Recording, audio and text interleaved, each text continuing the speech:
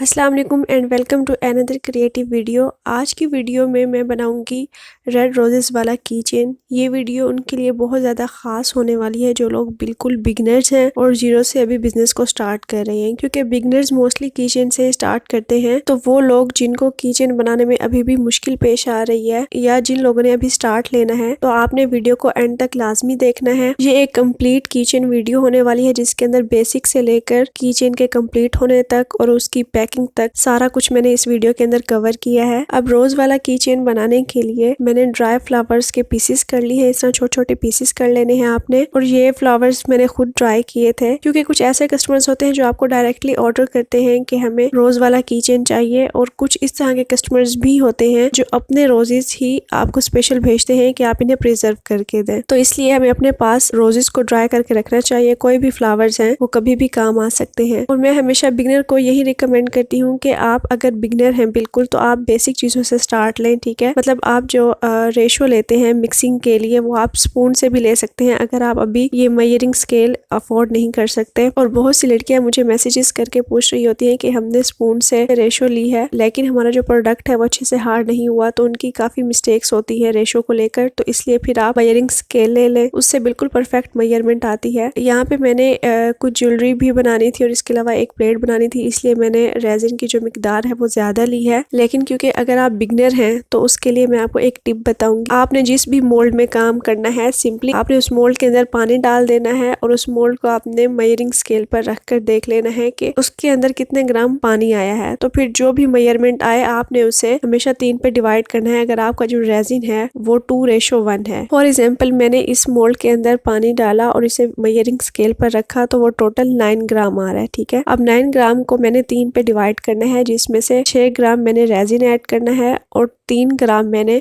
Hardener add करके उसे अच्छे से मिक्स करना है। प्रॉपर मिक्सिंग कैसे की जाती है, जैसे ही आप मिक्स करना स्टार्ट करते हैं पहले तो आपका रेजिन काफी ब्लर हो जाता है, और जैसे जैसे आप उसे मिक्स करते रहते हैं 4 से 5 मिनट आपने उसे स्लोली मिक्स करना होता है, तो वो बिल्कुल ट्रांसपेरेंट हो जाता है। जब वो बिल्कुल ट्रांसपेरेंट हो जाए तो इसका मतलब है आपका जो मिक्सचर है वो अच्छे से तैयार हो चुका है, अब आप इसे यूज कर सकते हैं। सर्दियों में रेजिन का काफी मसला आता है, उसके लिए ये सोल्यूशन है। आपका जो रेजिन है वो काफी गाढ़ा हो जाता है। जब आपका रेजिन गाढ़ा होता है तो जब आप उसे मिक्स करते हैं उसका रिजल्ट भी वैसा नहीं आता और उसमें काफी ज्यादा बबल्स भी बनते हैं। तो स्पेशली बबल से बचने के लिए और रेजिन को पतला करने के लिए आपने रेजिन की बोतल को नीम गर्म पानी में रखना है 15 से 20 सेकंड के लिए। ये मैं सर्दियों के लिए टिप बता रही हूँ। उसके बाद आपने बोतल को निकाल कर मिक्सिंग करनी है, और आप कोशिश करें कि अगर आप ठंड में कोई चीज बना रहे हैं तो आप हीटर के सामने बैठकर या फिर चूल्हे के पास खड़े होकर ये काम करें, ताकि आपके रेजिन को प्रॉपर हीट मिलती रहे। जैसे जैसे उसे हीट मिलती रहती है और जितना वो पतला होता है उतने ही कम चांसेस होते हैं बबल्स बनने के, और उतना ही अच्छे से उसकी मिक्सिंग होती है। यहाँ पे मैं आपको करके अभी दिखाती हूँ। इस टाइम मैं बिल्कुल हीटर के सामने खड़े होकर काम कर रही हूँ, तो आप देख सकते हैं कि मेरा जो रेजिन है वो किस कदर ट्रांसपेरेंट है और इसके अंदर बहुत कम बबल्स हैं और ये बहुत ज्यादा थिन है, बहुत ज्यादा पतला है। तो आपका जो लिक्विड है उसका फ्लो इस तरह से होना चाहिए। और जब आप रेजिन को मिक्स कर रहे होते हैं तो आपने अगर क्लॉकवाइज उसे मिक्स किया है तो आपने एक ही सर्कल में उसे घुमाना है, मिक्स करना है। आपने उल्टा कभी भी चम्मच नहीं घुमाना, और नहीं आपने चम्मच को बार बार इस तरह से उठाकर चेक करना है कि आपका रेजिन अच्छे से मिक्स हो रहा है या नहीं, इससे बबल्स ज्यादा बनते हैं। उसके बाद मैंने इस की चेन के अंदर कुछ गोल्डन फॉइल्स की डिजाइनिंग करनी थी, इसलिए मैं फॉइल्स के छोटे छोटे पीसेस कर रही हूँ ताकि काम करते वक्त मुझे आसानी रहे। अब मैंने थोड़ा सा रेजिन अलहदा कर लिया है और मजीद मैं इसे इस कप में डालकर इसके अंदर पेटल्स ऐड करूंगी और इन्हें अच्छे से मिक्स कर लूंगी। मैंने बिल्कुल थोड़ा सा रेजिन लिया है। आपने इसे इस तरह अच्छे से मिक्स करना है कि हर पेटल रेजिन के मिक्सचर से वेट हो जाए। इससे होगा ये कि अच्छे से स्टिक होगी, अच्छे से हार्ड होगी। अगर आप पेटल्स पहले डालकर और ऊपर से लिक्विड ऐड करते हैं तो कभी कभी ऐसा होता है कि कोई कोई पेटल आपकी ड्राई रह जाती है, वहां तक आपका जो रेजिन है पहुंच नहीं पाता और आपकी प्रोडक्ट में वो फिनिशिंग नहीं आती। अब इस तरह से मैंने सारी पेटल्स को, जो वेट पेटल्स थी, उनको मोल्ड के अंदर पोर कर दिया है, और ये मैंने मुकम्मल तौर पर इसे फिल नहीं किया बल्कि हाफ छोड़ दिया है, क्योंकि मैंने अभी इसके अंदर ये फॉइल की डिजाइनिंग करनी है। अब मैं ये गोल्डन फॉइल्स की डिजाइनिंग कर रही हूँ। जहाँ जहाँ भी मुझे फॉइल चाहिए इस स्टिक की मदद से, इसको शाशलिक स्टिक कहा जाता है। अगर आपके पास ये अवेलेबल नहीं है तो आप टूथपिक का भी इस्तेमाल कर सकते हैं डिजाइनिंग के लिए। और उसके बाद मैंने इसके अंदर थोड़ा सा और रेजिन डाल दिया है ताकि ये अच्छे से एडजस्ट हो जाए और डिजाइन सेटल डाउन हो जाए। अच्छा, यहाँ पे मैं बता दूं, अगर तो आप 2 कोट्स के अंदर कोई प्रोडक्ट बना रहे हैं, फॉर एग्जांपल आप चाहते हैं कि ए अल्फाबेट की फ्रंट साइड ब्लैक हो और बैक बैक साइड जो है वो व्हाइट हो। तो उसके लिए पहले आपने मोल्ड को हाफ फिल करना है व्हाइट कलर से और अगले 24 घंटे के बाद आपने उसके अंदर दोबारा एक और कोड बना के डालना है ब्लैक कलर में, जो उसकी फ्रंट साइड होगी। तो इस तरह 2 कोड्स में बनाया जाता है। ये मैंने सिंगल कोड में ही बनाना था, इसलिए मैंने फर्स्ट लेयर में ही इसको फिल कर दिया था। अच्छा जी, जब भी आप रेजिन को पोर करेंगे मोल्ड के अंदर तो उसके फौरन बाद आपने बबल्स को रिमूव करना होता है इस तरह की हीट गन से। अगर आप ये अफोर्ड नहीं कर सकते तो मैं हमेशा बिगनर्स को ये लाइटर गन का ही सजेस्ट करती हूँ कि आप ये ले लें, या फिर जो छोटा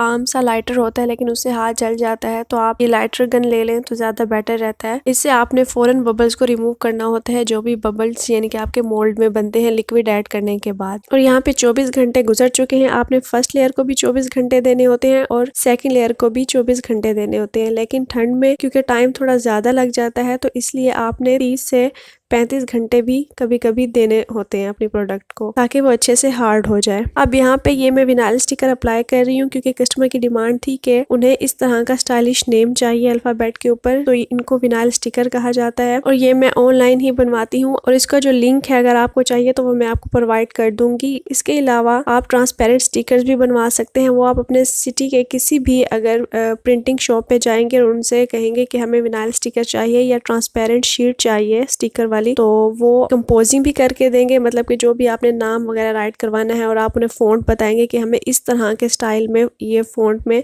ये नाम जो है वो बना कर दें, तो वो भी आपको बना देते हैं। इसमें ब्लैक, सिल्वर और गोल्डन कलर ज्यादा चलते हैं। यहाँ नाम को अच्छे से स्टिक करने के बाद मैं इस पे सेकंड लेयर अप्लाई करूंगी, लेकिन सेकंड लेयर से पहले मैं यहाँ पे कोटिंग कर रही हूँ, लेटिक्स कहा जाता है। और इसका फायदा ये है कि जब मैं इसके ऊपर सेकंड लेयर अप्लाई करूंगी प्रोडक्ट के ऊपर, अगर मेरा जो रेजिन है वो साइडों से गिरता भी है तो मेरा प्रोडक्ट खराब नहीं होगा, क्योंकि जो हम सेकंड लेयर लगाते हैं मोस्टली अगर तो आपने मोल्ड को अच्छे से फिल किया था फर्स्ट लेयर के वक्त, तो हमेशा आप डी मोल्डिंग करने के बाद उस पर सेकंड लेयर अप्लाई करेंगे। जैसे मैं डी मोल्ड करने के बाद, यानी कि मैंने अब अपने प्रोडक्ट को मोल्ड से बाहर निकाल लिया है, अब मैं बाहर निकाल कर इस पे बाकी का काम कर रही हूँ। तो मैंने अच्छे से ब्रश की मदद से लेटिक्स हर तरफ लगा दिया है। अगर ये भी आपको चाहिए तो ये भी मेरे पास अवेलेबल है। अब जहाँ जहाँ भी मैंने लेटिक्स लगाया है, अगर वहाँ पे रेजिन के ड्रॉप्स गिरते भी हैं तो मेरे प्रोडक्ट को कोई भी मसला नहीं होगा, मेरा प्रोडक्ट बिल्कुल भी खराब नहीं होगा। और जब मेरा प्रोडक्ट अच्छे से हार्ड हो जाएगा, ये अल्फाबेट अच्छे से हार्ड हो जाएगा, तो मैं इजीली लेटिक्स को रिमूव कर दूंगी और वो भी मैं आपको करके दिखाऊंगी अगले 24 घंटे के बाद। अब बारी आती है इस पे सेकंड लेयर अप्लाई करने की, तो ये मैंने मिक्सचर बना के रख दिया था। अक्सर लड़कियां सेकंड लेयर के वक्त बहुत ज्यादा मिस्टेक करती हैं कि वो डायरेक्ट इस पे अप्लाई कर देती हैं कप की मदद से। आपने ऐसा नहीं करना, बल्कि आपने इस स्टिक की मदद से हल्के हल्के ड्रॉप्स डालने हैं अपने प्रोडक्ट के ऊपर, जो भी आप बना रहे हैं। अगर आप कोई छोटी चीज बना रहे हैं, पेंडेंट ज्वेलरी वगैरह बना रहे हैं, या पेन है या अल्फाबेटिक की चेन्स हैं, तो आपने स्टिक की मदद से हल्का हल्का उस पर सेकंड लेयर लगाना होता है। तो आपने स्टिक की मदद से उसके ऊपर हल्की हल्की लेयर लगानी होती है ताकि आपका प्रोडक्ट ज्यादा मेसी ना हो। और आपने इसके ऊपर इतनी सेकंड लेयर अप्लाई करनी होती है कि उस पर शाइन आ जाए और उसके ऊपर डोम बने। ठीक है, उसके ऊपर एक जो गुलाई सी होती है, एक उभार सा, वो बनना चाहिए। आपने उसके ऊपर इतनी डोमिंग करनी होती है। आपने कभी भी कप से डायरेक्टली अप्लाई नहीं करनी सेकंड लेयर छोटी प्रोडक्ट्स के ऊपर। अब मैं इसको मजीद 24 घंटे दूंगी और इस ट्रांसपेरेंट बॉक्स से मैं इसे कवर करके रख दूंगी। आपने भी ऐसा ही करना है ताकि आपका जो प्रोडक्ट है उसके ऊपर डस्ट वगैरह या कोई इस तरह के पार्टिकल्स ना आ जाएं जिससे आपका प्रोडक्ट ब्लर या मेसी नजर आए। उसके बाद मुझे एक रेड कलर का हार्ट भी अटैच करना था अपने की चेन के साथ। ये भी कस्टमर की डिमांड होती है कि कोई चीज साथ अटैच करनी है या नहीं करनी, तो उसके फिर अलग से चार्जेस होते हैं। तो ये मैं एक मिनी हार्ट तैयार कर रही हूँ और इसको मैंने 24 घंटे के लिए नहीं रखा, बल्कि मैंने इसको यूवी रेजिन से तैयार किया है। और इसके लिए मैंने ये सिंपल रेड चंक्स को थोड़े से रेजिन में मिक्स किया है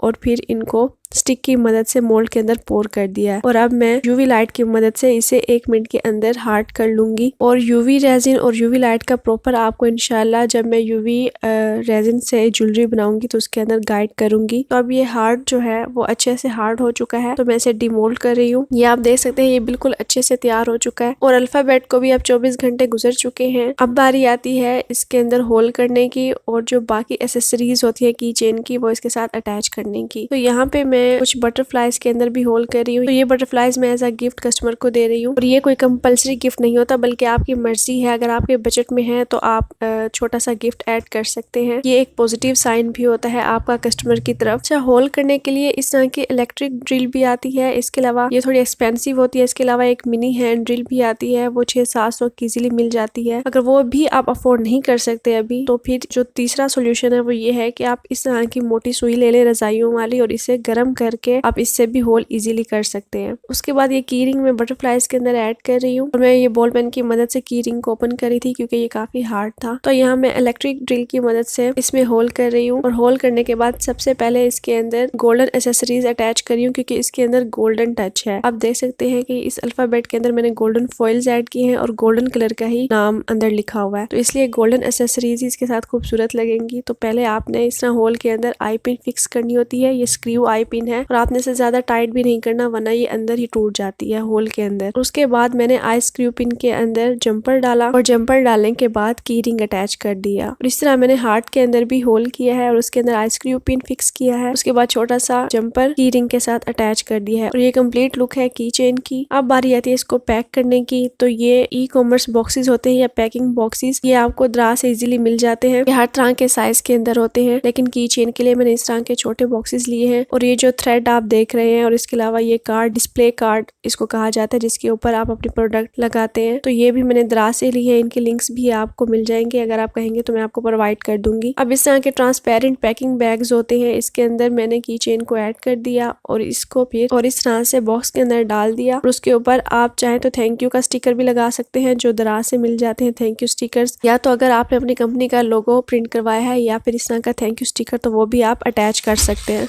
और उसके बाद ये मैंने एक डोरी से इसको टाई कर दिया है। ये भी कंपलसरी नहीं है, ये आपकी मर्जी है, आप चाहें तो रिबन से भी इसको टाई कर सकते हैं। तो आई होप आपको इस वीडियो से बहुत कुछ सीखने को मिला होगा और अगर आपके मजीद कोई सवालात हैं, मैं कोशिश करूंगी कि आपके हर सवाल का जवाब दे सकूं। मिलते हैं जी एक दूसरी क्रिएटिव वीडियो के साथ, तब तक के लिए अल्लाह हाफिज।